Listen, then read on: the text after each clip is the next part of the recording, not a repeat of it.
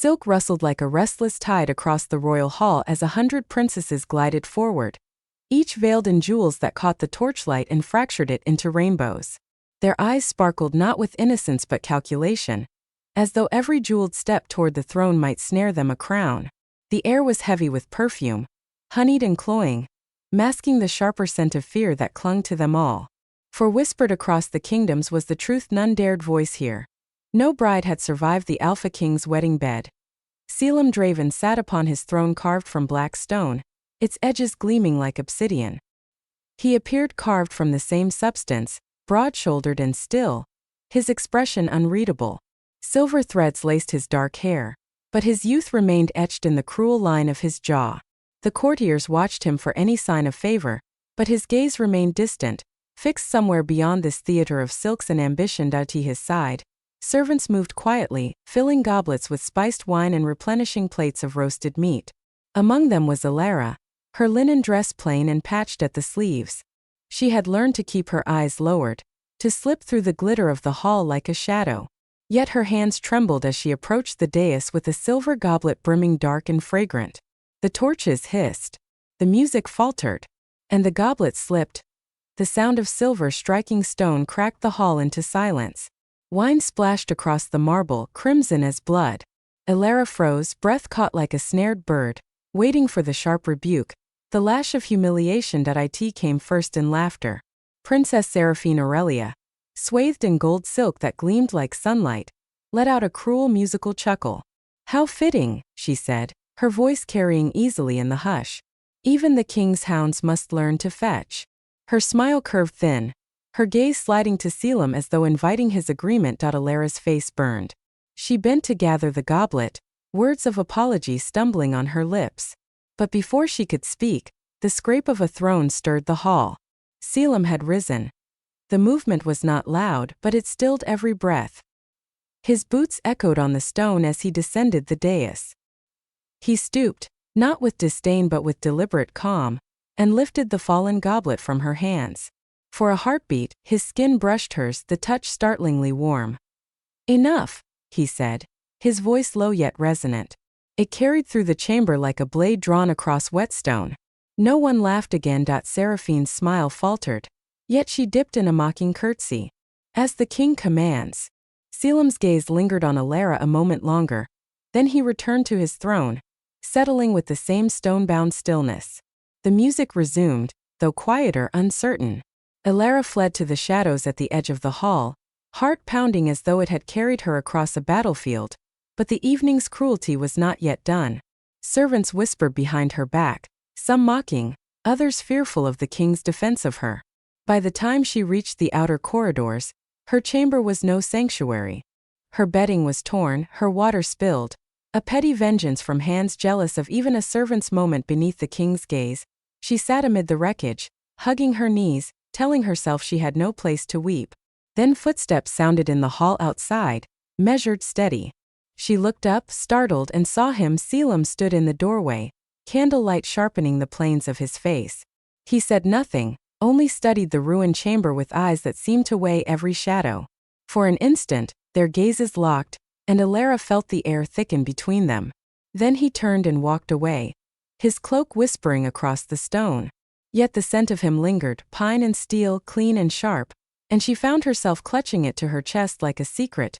That night sleep would not claim her. She lay awake, listening to the whispers of the palace carried on the wind. She thought of the way his hand had shielded hers, of the quiet command that silenced the hall. And though she told herself he was a king far beyond her reach, her heart would not be silenced. At dawn, the world itself seemed altered. The sky blazed with a blood-red moon, sinking its glow into the palace walls. A hush fell over the city beyond, as though every soul felt its omen. The high seer entered the hall with robes dragging across the marble and lifted his staff, voice trembling with prophetic weight. "The time is come.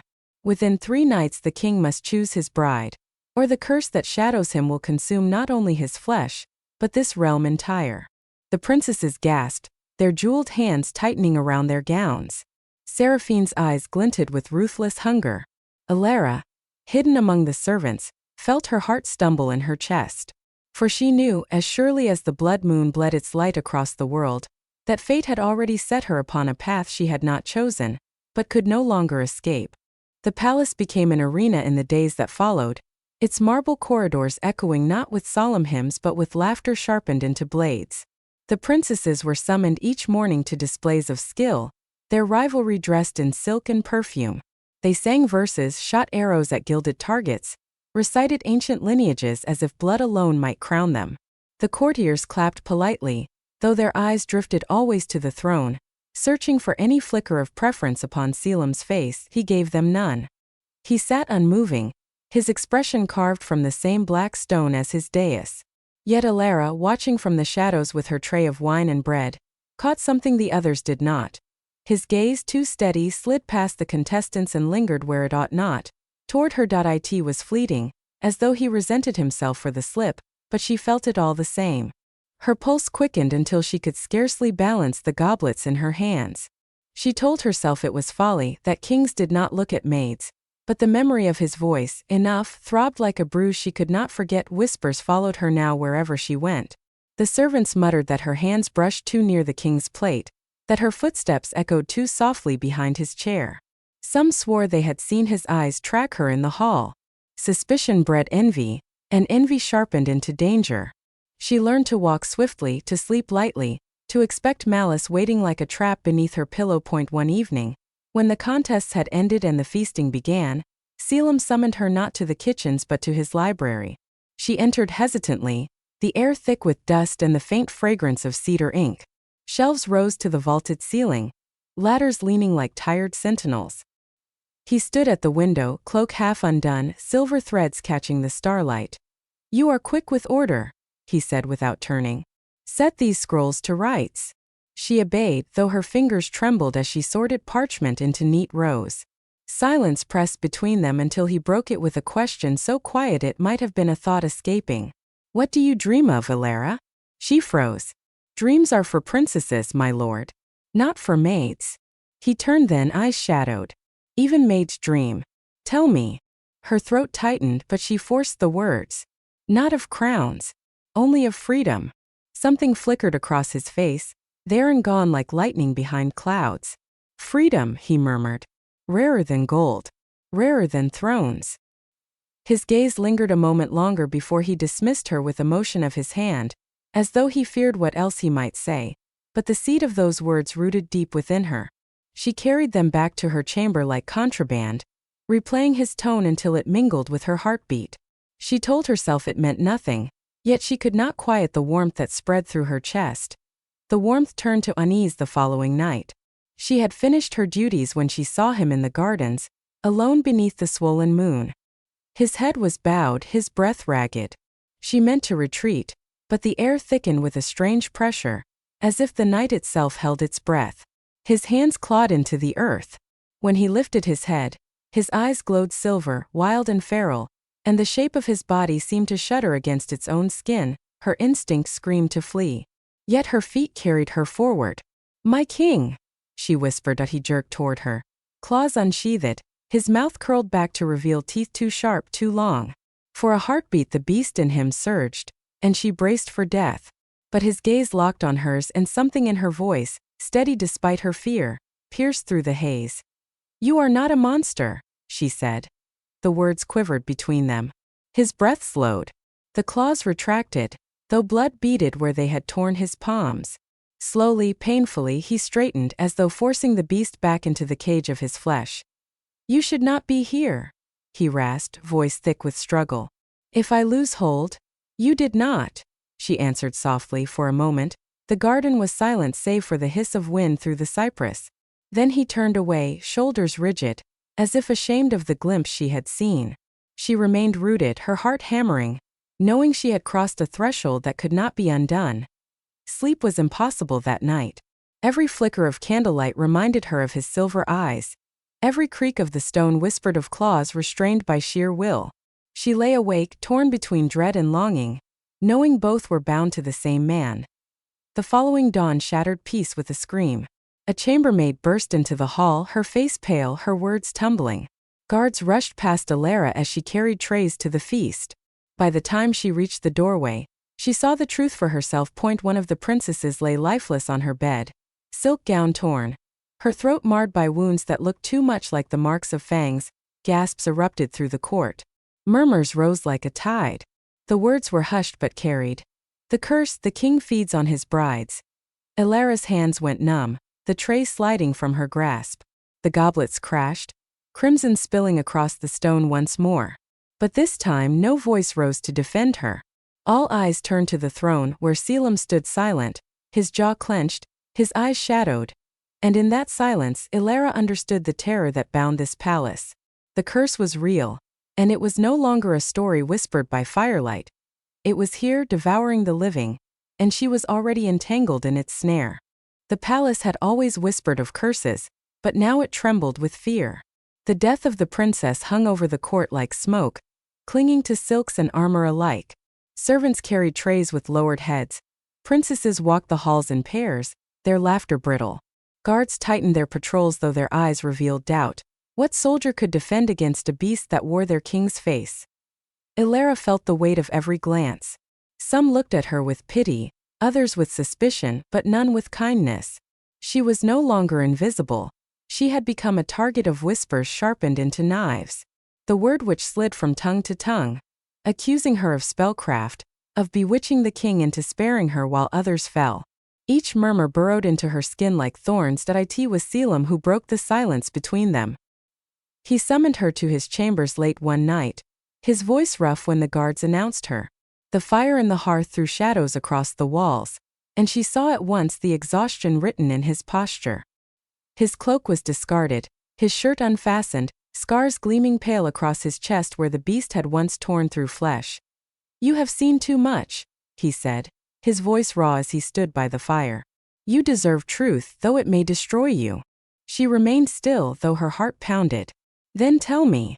His eyes lifted to hers, silver glinting faintly even in the dim. "Every bride I take dies by my hand. The curse runs through my blood. On the night I claim them, the beast claims me. I have resisted, I have chained myself, but no vow or seal holds. Their screams haunt me still." His jaw tightened. "That is why I delay. Why I resist the choice they demand." Elara's breath shivered. She should have stepped back, but instead she crossed the chamber, the floor cool beneath her bare feet. "You are not only the curse," she whispered. "You are the man who silenced a hall to protect a servant. The man who holds back the beast though it tears you apart." His hand shot out, gripping her wrist, the pressure fierce, his eyes wild. "If you stay close, I may kill you." Her heart raced, but her voice did not falter. "Then let me die in truth, not in fear." For a moment, the chamber held only the sound of fire crackling. His grip loosened, his head bowed as though her words had cut deeper than any blade. Their closeness burned between them, the air thick with something unnamed. His mouth hovered near hers, and for one suspended breath, the world narrowed to that single space between them. A knock shattered it. Commander Thorne entered with grim news. The High Seer Malric demanded the king's audience at the temple. Elara drew back, pulse still racing, and Selim turned his face away, mask of stone descending once more. The temple was colder than the night air, its torches casting long, accusing shadows. Malric stood at the altar, his robes whispering as he gestured to the gathered court. Princess Seraphine lingered at his side, her smile sharp as a blade. "Here is the source of your suffering," Malric proclaimed, his voice booming with authority. His staff struck stone, the sound echoing. "Not the king, but the maid who has ensnared him. She clouds his judgment, weakens his will, and binds him to her with witchcraft. While he favors her, the curse feasts." Gasps rippled through the crowd. Elara's knees weakened as all eyes fell upon her. Seraphine's voice rang out, dripping with triumph. "A servant seeks to crown herself queen by poison and spell. Let her be purged, and the curse with her." The guards moved, their hands closing on Elara's arms. Fear surged hot and cold through her veins, yet she did not cry out. Her gaze found Selim's across the temple, his expression hard as stone, unreadable. For a moment she thought he would remain silent, that he would let them condemn her as a sacrifice to their terror. Then he moved. Swift, decisive, he crossed the floor and seized her arm, pulling her behind him with a force that left no question of his intent. His voice thundered through the temple, more commanding than any priest's blessing. Touch her, and you touch your king. The hall erupted in shocked murmurs.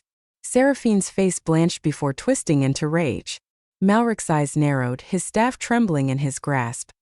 You defy the will of the temple, Malric hissed. Do you not see? Her blood is the key. It is written. The maid's death will unchain the beast and spare the kingdom. His words rang with too much certainty, too much hunger. The shadows near his feet shifted unnaturally, curling like smoke with no flame.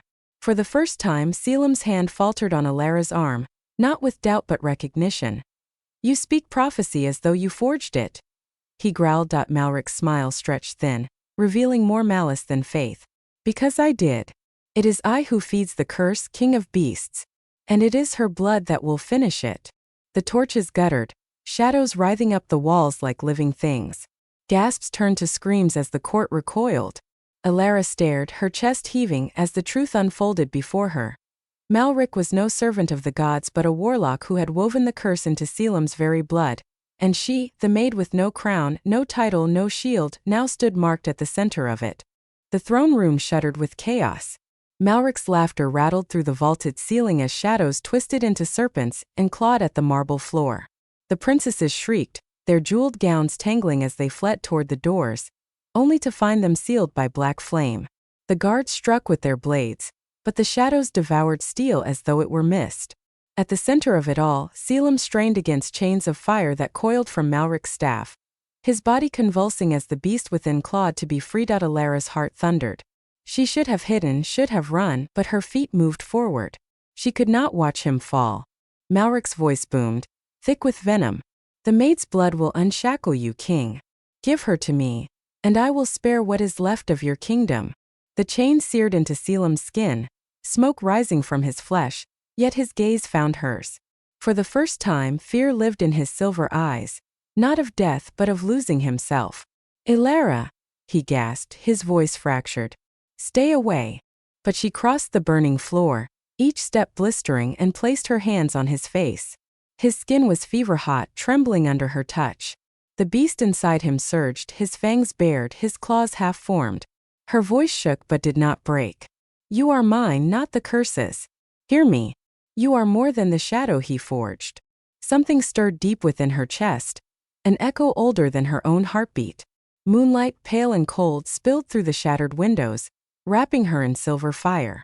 The power did not burn, it soothed, flowing through her veins as though it had always waited. She felt it then.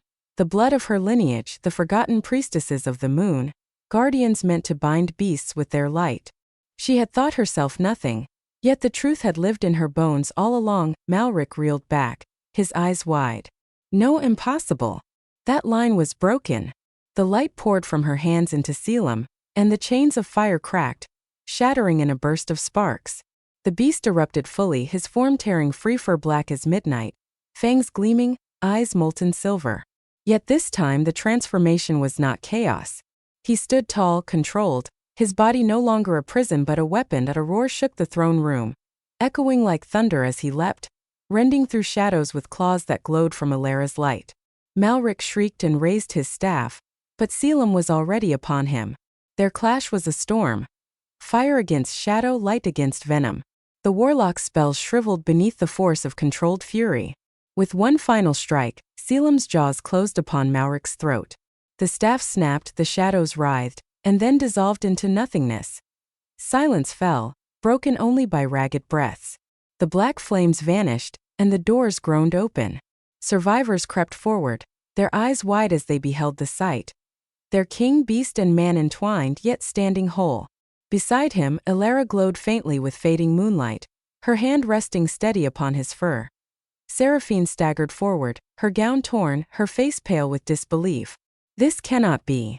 A maid cannot be queen. Her voice cracked, brittle with defeat. Selim turned to her, his beast already receding, his form shifting back into the man she had always known. His voice was quiet, but it carried through the hall like judgment. A crown does not make a queen. Strength does. Courage does. She has both. You have neither. Seraphine's lips trembled, but she found no reply. She fled into the night, her silks trailing like the last shred of her pride. One by one, The courtiers bent their knees. The surviving princesses lowered their heads, their jewels clinking as though acknowledging that no contest remained. In the hush, Selim turned to Alara. She stood barefoot, her dress torn, her hair tangled with ash, yet she seemed luminous, more radiant than all the diadems scattered on the floor. He lifted his cloak, the same one he had once draped over her in kindness, and placed it around her shoulders. "You are my choice," he said simply, as though no other truth had ever existed. Her throat ached, tears burning her eyes. "And you are mine." The hall, for all its grandeur, seemed to fade. There was only him, his hand warm against hers, his gaze steady, no longer shadowed by fear. The curse had broken, but more than that, the silence within him had lifted. For the first time he allowed himself to breathe as both king and man. Outside, the blood moon waned, retreating behind clouds. Dawn painted the horizon in pale gold, promising a world cleansed of its terror. Alara looked toward the light and whispered, almost to herself, "Freedom is rarer than crowns, but with you I have both." Selim bent, his lips brushing her hand, reverent as prayer. The court watched in silence, not daring to disturb the moment that sealed their fate. And though shadows would always exist, for that heartbeat of dawn there was only peace, hard-won, unbreakable.